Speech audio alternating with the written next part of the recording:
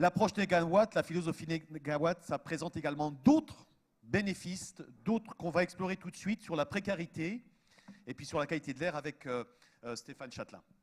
Merci Benoît. Oui, donc effectivement, on a essayé de regarder, au-delà de ces impacts économiques présentés par Philippe, d'autres indicateurs, d'autres co-bénéfices de la transition énergétique. Le premier concerne la précarité énergétique. Donc les précaires énergétiques, ce sont des gens qui, globalement, ont des faibles revenus et qui ont du mal à payer leurs factures de chauffage pour leur logement. En France, aujourd'hui, on a à peu près 10% des ménages qui sont considérés en situation de précarité énergétique, des ménages qui habitent souvent des logements anciens, 70% des ménages en précarité énergétique habitent des logements d'avant 75, et des logements mal isolés qui ont par exemple des mauvais classements sur les étiquettes de diagnostic de performance énergétique. On constate en France qu'il y a de plus en plus de précaires énergétiques. Il y a un état des lieux qui est sorti récemment, et entre l'état des lieux de 2012 et puis celui de 2016, on a plus de 2 millions de personnes considérées en précarité énergétique, donc forte hausse. Évidemment, ce nombre de précaires énergétiques va dépendre fortement du prix de l'énergie. Plus on va aller vers, si on va dans le futur vers des hausses du prix de l'énergie, forcément, ça va entraîner une hausse du nombre de précaires. Alors aujourd'hui, contre la précarité énergétique, il y a un dispositif assez récent qu'on appelle le chèque énergie. En gros, c'est un moyen pour aider les ménages en situation de précarité de payer leur facture d'énergie. Donc ça, c'est un peu un pansement sur la plaie, mais ce n'est pas un remède sur le long terme. Ce n'est pas en aidant les gens à payer leur facture d'énergie qu'on va résoudre ce problème. Ce qu'il faut, c'est rénover massivement le parc de logements anciens pour que les ménages en situation aujourd'hui de précarité aient demain des factures de chauffage qui soient réduites. Et donc on a regardé ce qu'entraînait la rénovation du parc imaginé dans le scénario négawatt sur ce nombre de précaires énergétiques. En gros, on arrive en 2050, donc au terme du scénario, à une division par 8 du nombre de ménages concernés. On pourrait arriver avant 2050 à ce résultat de division par 8 si les politiques publiques qui sont mises en place permettent de viser en priorité, dans le cadre de la rénovation, les logements qui sont aujourd'hui habités par des précaires. Donc en gros, l'idée, ça serait de rénover d'abord les logements anciens et fortement consommateurs d'énergie qui sont occupés aujourd'hui par des précaires pour lutter plus rapidement contre cette précarité. Donc voilà pour la question de la précarité énergétique. Autre impact qu'on a regardé dans le scénario négawatt, c'est celui relatif aux émissions de particules fines, donc un sujet d'actualité depuis maintenant plusieurs mois, malheureusement. Les émissions de particules fines, c'est vraiment un problème de santé publique en France. On a un peu plus de 40 000 décès prématurés chaque année en France dû à cette qualité de l'air qui se dégrade, et ça entraîne également de nombreuses maladies chroniques respiratoires. Au niveau national, les émissions de particules fines, qu'on appelle dans le jargon donc les PM10 pour les émissions de particules inférieures à 10 microns et les PM1 pour les émissions de particules inférieures à 1 micron.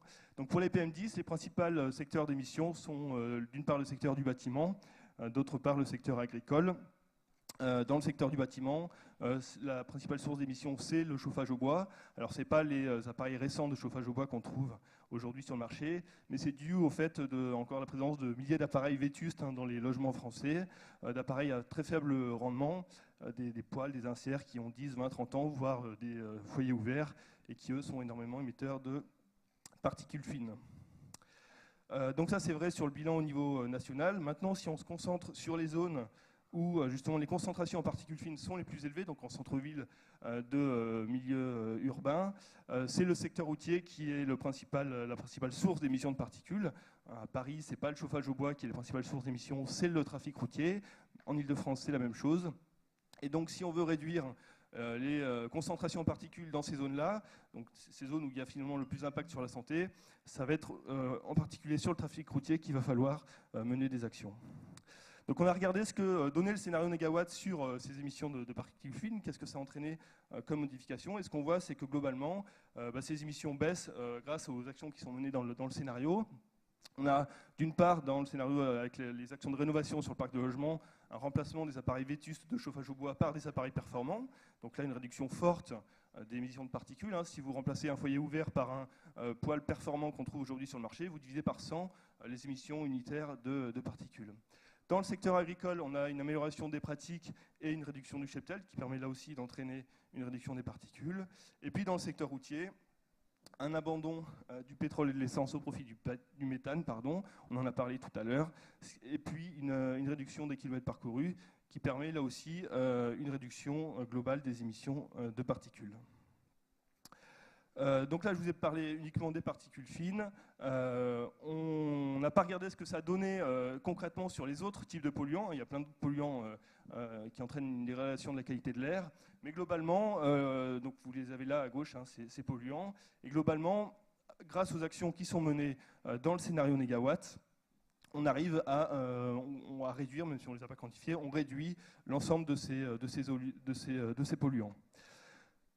Donc si on se concentre sur le chauffage au bois, là vous avez l'évolution des émissions dans le scénario négawatt. On a des émissions qui sont divisées par 3 entre 2015 et 2050. On voit déjà entre 2000 et 2015 une forte réduction. Et elle se continue dans le scénario négawatt avec le renouvellement d'appareils. Je passe d'abord au secteur routier, où là vous avez un total d'émissions divisé par 3 entre 2015 et 2050. On n'arrive pas à aller au-delà parce que finalement, chose qui est assez méconnue, dans le transport routier, il y a évidemment une part importante qui est due à la combustion du diesel, c'est la courbe l'air du bas, mais vous avez aussi tout ce qui est lié à l'abrasion des routes, et ça c'est une part importante des émissions de particules aujourd'hui. Demain dans le scénario négawatt, on a toujours du fret routier et du transport en voiture, même si ça réduit, mais du coup cette abrasion des routes, elle perdure dans le scénario négawatt, et c'est pour ça qu'on dise pas par un facteur plus important les émissions du transport routier dans le scénario.